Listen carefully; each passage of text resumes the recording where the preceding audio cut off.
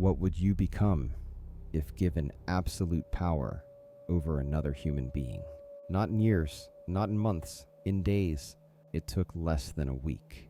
These were college students, young, educated, psychologically healthy. Within 48 hours, some became sadistic torturers. Others had complete psychological breakdowns. This happened at Stanford University, one of the most prestigious institutions in the world. The man who created this experiment was Professor Philip Zimbardo.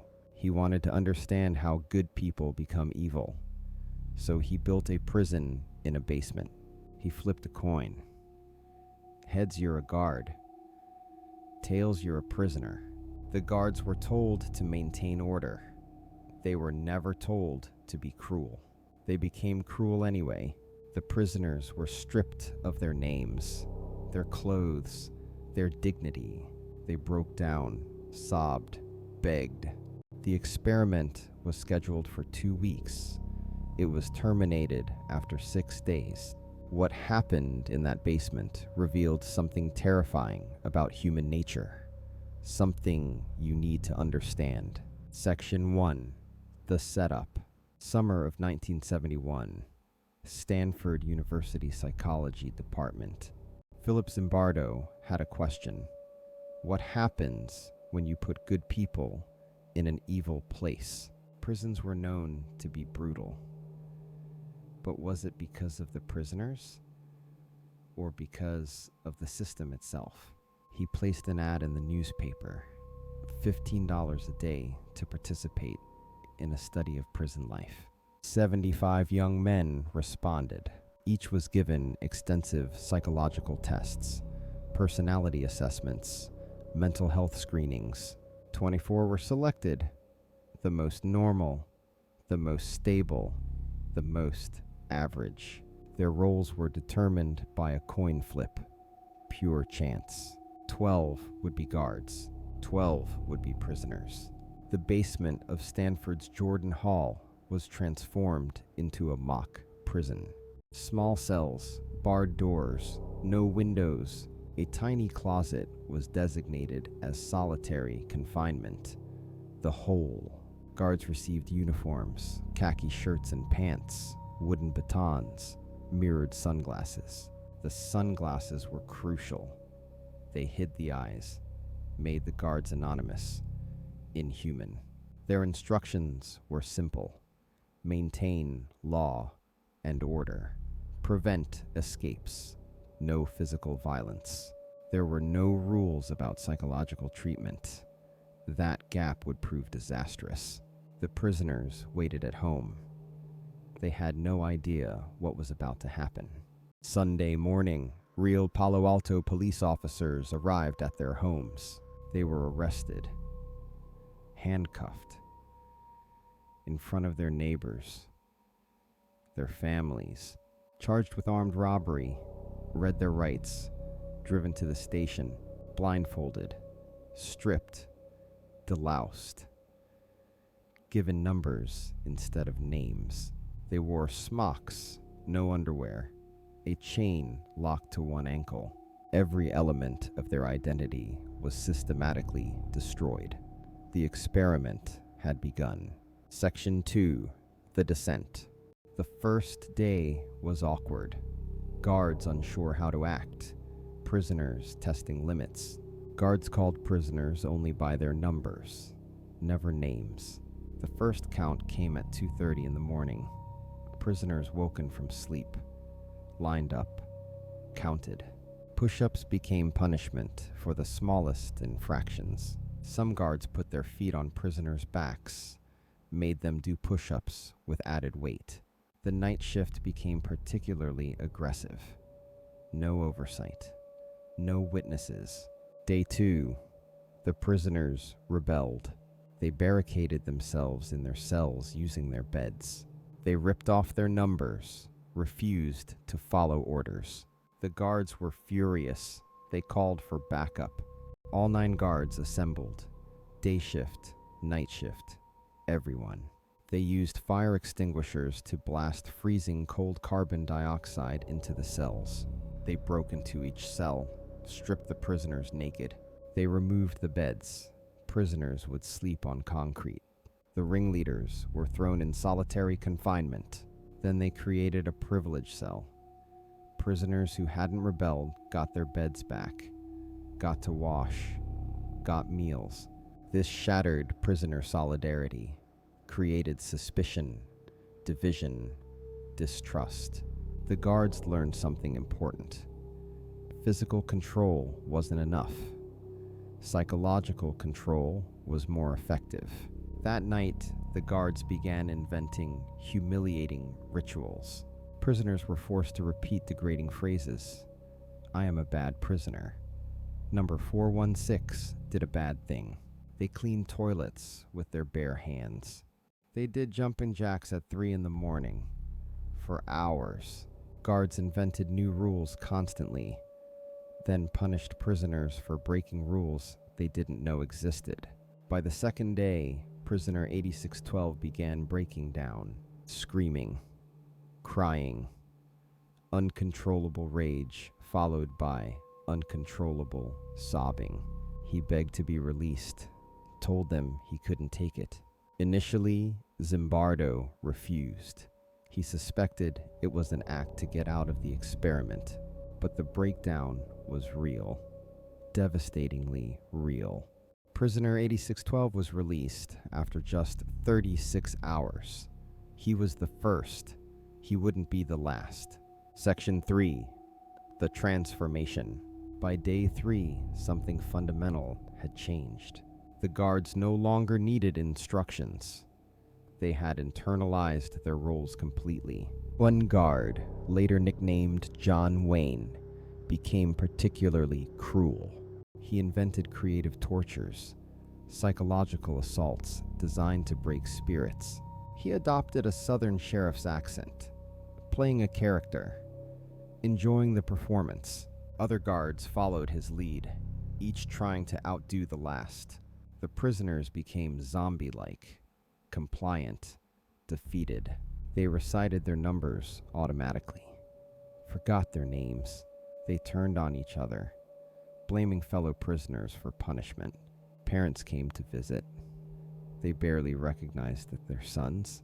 Some parents were disturbed by what they saw, but they didn't intervene.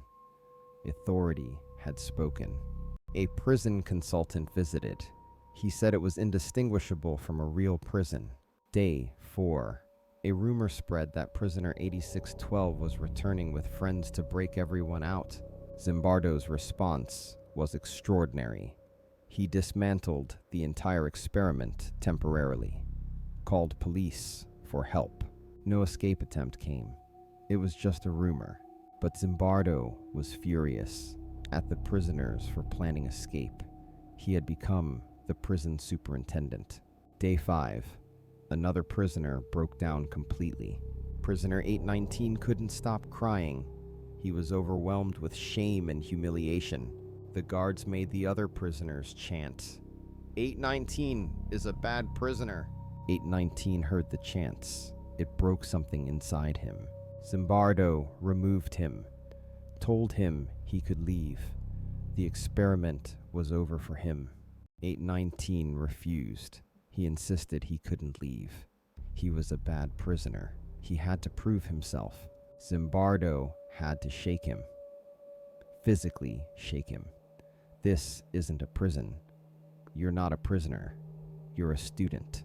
Reality slowly returned to 819's eyes. He was released. The guards showed no empathy. They saw the breakdowns as manipulation, weakness. They believed the prisoners deserved everything they got. Troublemakers, rule breakers. The dehumanization was complete. Guards no longer saw prisoners as fellow students, just obstacles, annoyances. The night shift continued their rituals. Sexual humiliation, degradation. The camera footage was horrifying. Researchers reviewing it could barely watch. Section 4. The shutdown. Day 6, a young psychology graduate student named Christina Masloch came to visit. She saw prisoners being marched to the bathroom, bags over their heads, chains on their ankles, guards screaming at them.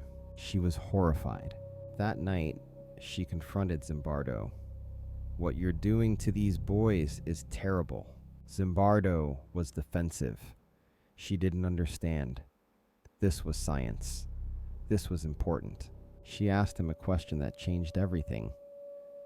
"What kind of person are you?" In that moment, Zimbardo saw himself clearly for the first time. He had become the superintendent, not a researcher, not a scientist, a prison warden obsessed with control. He made the decision that night. The experiment would end the next morning. Day 6, the guards were told the experiment was over. Many were disappointed. They didn't want it to stop. They were enjoying their power. The prisoners were told they were free. It took some of them a moment to believe it. They emerged from the basement into sunlight. Some cried. Some just stared. Guards and prisoners faced each other as what they really were: college students, equals.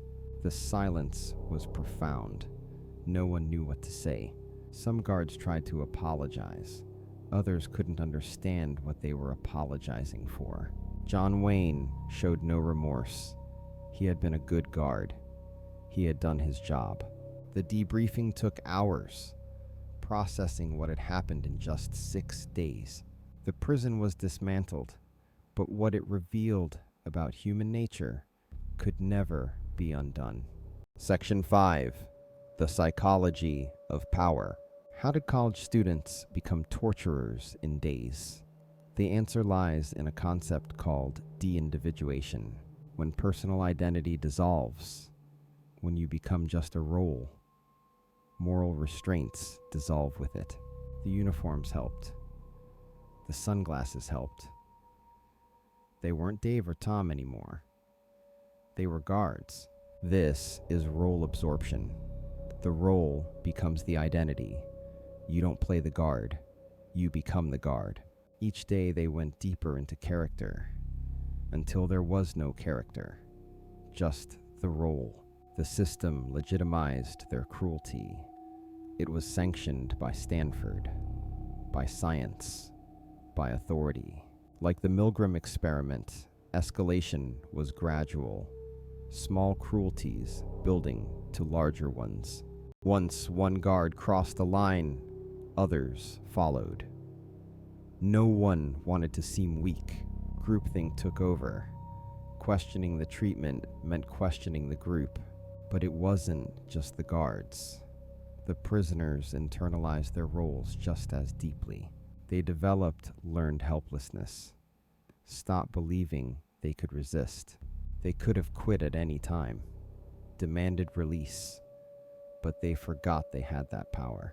The prison became their reality, not a simulation, not an experiment, reality.